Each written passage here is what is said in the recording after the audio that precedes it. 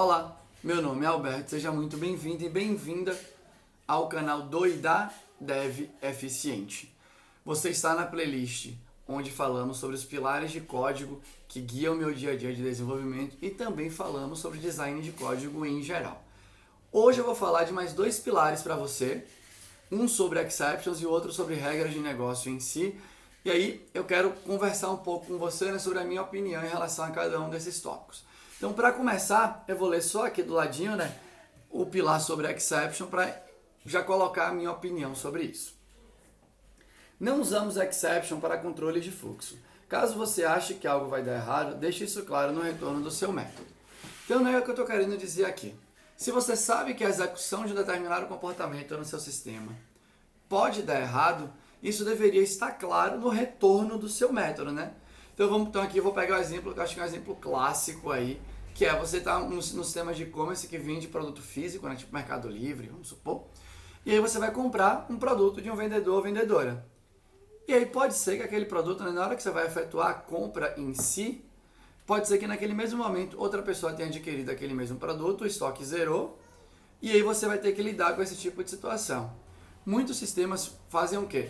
Fazem um if, né, para verificar o estoque, e caso o estoque esteja zerado, você lança um exception, por exemplo, para cima, né, para quem chamou aquele método, indicando que aquele estoque zerou. E a pessoa pode dar um tratamento, né, pode gerar um outro comportamento em função daquela informação. A pergunta que fica é, por que você preferiu lançar um exception ao invés de, por exemplo, retornar um booleano para indicar o sucesso ou não, né? Ou você poderia, vamos supor, né, criar uma abstração sua que indicasse o possível retorno, né? Já que pode dar certo ou pode dar errado, você poderia criar uma classe sua que ela teria dois atributos. Um atributo indicando, né, o resultado de sucesso e o outro atributo indicando um erro que aconteceu. Essa é uma abstração que é utilizada comumente, né, em linguagens como Scala, por exemplo, Kotlin eu não sei exatamente, mas era uma abstração que eu gostava, que chamava Either, né, que eles criaram justamente para dar essa noção, né, para dar essa representação de um método que pode ou não ser executado com sucesso. O que acontece é o seguinte, né, a exception, ainda mais essa exception que chama sem estoque, né, aqui falando especificamente no mundo Java, essa é uma exception que muitas vezes é criada explicitando, né, deixando obrigatório o tratamento dela para quem invocou o método. Então a gente chama nesse tipo de exception checada. E a exception checada é uma praga dentro do desenvolvimento na linguagem Java. Porque você é obrigado ou a fazer um try-catch ou dar um throws. E aí a maioria das vezes o que acontece nos sistemas é que todo mundo fica dando throws, porque ninguém sabe exatamente o que fazer quando o estoque zerou, né? Porque o estoque zerado é uma regra de negócio. Esse comportamento que você quer ter em função do estoque zerado é uma regra de negócio. Então, basicamente, a regra podia ser if tem estoque, dou baixa no estoque, vamos supor aqui, né, companhia aérea, na hora que você está comprando passagem de avião. If tem passagem para aquele voo, compra a passagem, né, buca a passagem ali, buca o passageiro e pronto, diminui nas passagens disponíveis. If não tem passagem, ou else no caso aqui, né, vou fazer overbooking aqui, né? Vou comprar a passagem de novo, vou boocar, vou deixar uma sinalização nesse passageiro dizendo que ele é overbooking, porque eu sei que como empresa aérea eu vou ter que tratar com ele ou com ela sobre isso, caso ninguém desista da passagem sim, ou caso, por exemplo, todo mundo tente embarcar e aí vai descobrir que naquele momento do embarque, né, tem duas pessoas ou mais naquela mesma cadeira. É regra de negócio, né? Ninguém melhor para definir, né, o tratamento da regra de negócio do que o ponto de execução daquela regra de negócio em si. E se deu erro, então vamos supor, né, que deu algum problema realmente na hora de buscar a passagem da pessoa, né, na hora de dar baixa no estoque do produto, se você acha que esse problema pode acontecer, a minha sugestão é que você, né, deixe registrado no retorno do método que isso pode acontecer, porque aí a pessoa que vai invocar, ela já sabe, né, se você não tiver um comportamento nítido em relação à falta de produto, né, naquele momento para fazer a compra, ela já sabe na invocação do método que você pode ter ou sucesso ou o erro. Essa é uma abstração que eu queria muito que todas as linguagens suportassem aí. E se você me perguntar, né, quer dizer que o C#, que o C lá antigamente, né, estava certo, retornando um int, e o int, né, era 0 para, sei lá, 1 para sucesso, 0 para erro, e por aí vai. Essa solução é boa? Não, porque você está usando um número inteiro para dar uma carga semântica nela. Mas pelo menos tem um contrato social ali na programação que já indica que aquele método pode ou não ser executado com sucesso. No mundo Java, o que aconteceu, né, e nas outras linguagens, o que aconteceu é o seguinte: hoje em dia, em 2020, né, março de 2020, inclusive no Java, você vai pegar o Sonar, por exemplo, né, o Sonar Cube, que é uma ferramenta de avaliação de métrica de código. Quando ele vai para a qualidade de código, uma das coisas que ele avalia como negativo é se você tiver criado um exception checado, né, porque ele sabe do efeito colateral que isso acarreta no sistema. Então, hoje em dia, todo mundo só trabalha, né, com exceptions que a gente chama de runtime exceptions, que são aquelas exceptions que você não é necessário dar tratamento obrigatório para aquele tipo de problema que aconteceu. Então, no Java, hoje em dia, nenhum framework tem checker de exception, né? Você vai pegar frameworks, inclusive, que trabalham com bancos de dados, e a API padrão do Java para bancos de dados tem exceptions de tratamento obrigatório. Frameworks como Hibernate se pega essas exceptions e guarda dentro de um exception de tratamento não obrigatório. Beleza? Então, o que acontece no dia a dia é, toda exception é de tratamento não obrigatório. Quando você invoca o método, isso não está claro na definição do método, né, na assinatura do método. E aí você tem que ler, né? Você tem que torcer para aquele método que lança um exception de runtime ter declarado no Javadoc, por exemplo, a possibilidade daquela exception, para você decidir ou não se você quer colocar um try-catch. Ou seja, né, se você declarou um exception de negócio, nesse caso, que é uma sem stock exception, como runtime, esse lançamento é implícito.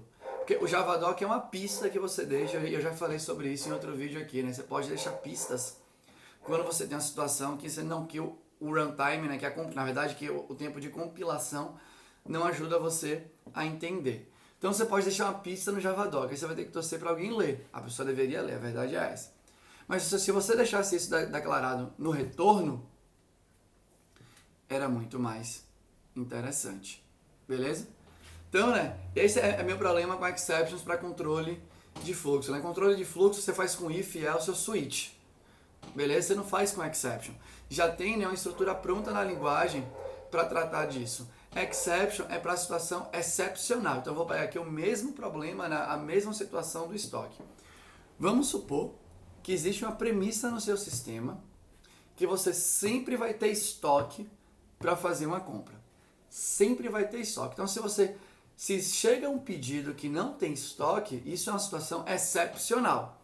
Se é uma situação excepcional, aí sim você pode lançar um exception. Porque você vai lançar um exception não para o seu código de negócio tratar, né, e não para o seu controller tratar. Você vai deixar explodir essa exception no sistema, e aí você vai ter, né, um ponto do seu código de infraestrutura mesmo, né, um handler, vamos supor, né, que todo framework MVC em geral vai ter isso, né, um local centralizado onde você pode mapear, né, exceptions que você quer dar um tratamento especial. Aí sim lá você pode ter um handler de sem stock exception ou algo do gênero que manda um e-mail falando, olha, aconteceu uma situação completamente excepcional no nosso sistema, que rolou uma venda de um produto que não tem estoque.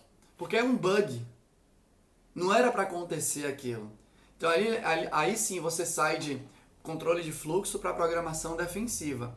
Você sabe que aquilo não deveria acontecer, então você lança um erro para o sistema para você poder, né, tratar aquilo em forma de monitoramento. Né? Isso vai entrar nas suas ferramentas aí de monitoramento. Putz, tá chegando muito sem estoque exception aqui, né? Por que isso está acontecendo? E aí você vai, porque normalmente o que você faria era, if não tem estoque, dou um tratamento para aquela situação. Beleza? Então essa é a minha recomendação para você. Não use exception para controle de fluxo. Se você quer controlar fluxo, programe, use abstrações que deixe claro os possíveis fluxos em função de os possíveis fluxos, né? Em função de um retorno de método e dê o tratamento adequado para isso. Beleza? Primeiro ponto. Segundo ponto. Regras de negócio devem ser declaradas de maneira explícita na nossa aplicação. O que eu quero dizer com isso aqui, né? Muitas vezes você tem uma regra de negócio que funciona da seguinte maneira. Vamos supor aqui, né? Você acabou de registrar, né? Então lá no, vou pegar o mesmo exemplo do Mercado Livre, porque esse é um dos projetos que a gente usa, né, na jornada do Dev Eficiente que eu faço com pessoas que querem que eu revise o código. Você tem uma funcionalidade no Mercado Livre que é deixar uma pergunta para um vendedor ou vendedora sobre um determinado produto que aquela pessoa está vendendo. Então, basicamente, você tem um formulário lá na página, né, que você pode deixar uma pergunta e você vai gravar aquela pergunta no seu sistema. Só que além de gravar aquela pergunta, você precisa mandar um e-mail para o dono ou a dona do produto dizendo que chegou uma nova pergunta. E além de mandar esse e-mail, você também precisa gravar no banco de dados aquela pergunta para que a pessoa consiga acessar o sistema e ter a lista de perguntas que foram feitas para ela. Beleza? Então você tem o quê, né? Em função da criação de uma pergunta, você tem dois comportamentos aí, né? Dois efeitos colaterais. Um que é mandar o e-mail e o segundo que é gravar aquele e-mail ali. Tudo bem? Parecendo que você está falando comigo, né? Mas essa é a situação. Então, né, tem alguns frameworks em vários mundos diferentes, em várias linguagens diferentes, que permitem você ter callbacks em relação a gravar um objeto. Então, por exemplo, você está no Hibernate, você tem um post persist. Você está, por exemplo, no Rails, lá no Active Record, você também tem, né, um post persist, pré-persist. Você está no Nest.js, né, para você programar em JavaScript sobre o Node, né, é um framework MVC que é bem completo, né, bem inspirado em Rails, Spring MVC, né, Spring Boot no caso, por aí vai. Você também vai ter, né, ele tem lá o type ORM, que é o ORM que ele utiliza, e aí você vai ter o post persist ou pré-persist nesses casos aí. Esses métodos de callbacks do seu framework de ORM são métodos que são executados de maneira implícita. Então lá no seu controller, você vai chamar assim, né, grava pergunta. E aí, duas coisas vão acontecer de maneira implícita, porque é o framework que vai invocar os seus métodos post, persist aí, né, para executar qualquer tipo de lógica, né. Esses métodos de callback, em geral, são métodos associados à infraestrutura do seu código, né. Então é uma coisa associada intimamente, sei lá, com a geração de uma chave estrangeira no banco de dados, com um log que você quer gerar, né, com requisitos que a gente pode falar, né, de que são requisitos não funcionais. Aí beleza, né? Esses métodos de callback fazem sentido, porque o requisito não funcional, ele não precisa estar claro no fluxo do seu sistema. O código dele pode ser um pouco pior, né? Você pode baixar um pouco a régua de qualidade naquele código, porque não é um código que você vai bater o olho regularmente, beleza? Agora, quando o requisito é funcional, ele faz parte da funcionalidade, a minha sugestão para você é que sempre deixe claro. Então, né, esquece usar callbacks para coisas que são requisitos funcionais. Então, mandar um e-mail é um requisito funcional, foi pedido na história do usuário, no caso de uso, foi declarado que é necessário mandar um e-mail e registrar aquilo para que a pessoa possa acessar, né, em outro momento. Então, você pode deixar lá no seu controller, por exemplo, né, grava o usuário, manda e-mail, grava o e-mail. Tão simples quanto isso, né? Você pode criar as três classes aí, né? Ou você pode criar uma classe que representa essa ação como um todo para dizer que essa é uma ação atômica, né? Ou as três coisas acontecem juntas, ou nenhuma das três devem acontecer. Mas enfim, mas eu quero dizer, deixe claro, né? Então orm.salva nova pergunta, aí você recebe esse código, retorna para você uma nova pergunta, manda e-mail com essa pergunta, então agora você sabe que tem que mandar e-mail com essa pergunta. O passo que manda o e-mail te retorna um objeto, né, com todas as informações geradas daquele e-mail. E aí você agora grava um e-mail com as informações de um e-mail. É um fluxo.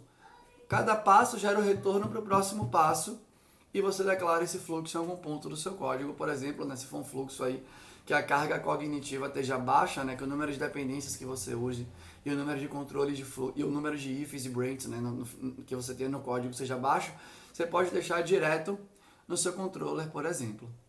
Tudo bem? Então essas são as duas práticas que eu recomendo, né, enquanto eu faço review de código com as pessoas, enquanto eu programo em si. Beleza? Eu queria deixar aqui para você isso. E é isso, beleza? Muito obrigado por você ter ficado comigo até o final do vídeo. Muito obrigado por você deixar se você quiser deixar, né, algum comentário positivo ou construtivo também.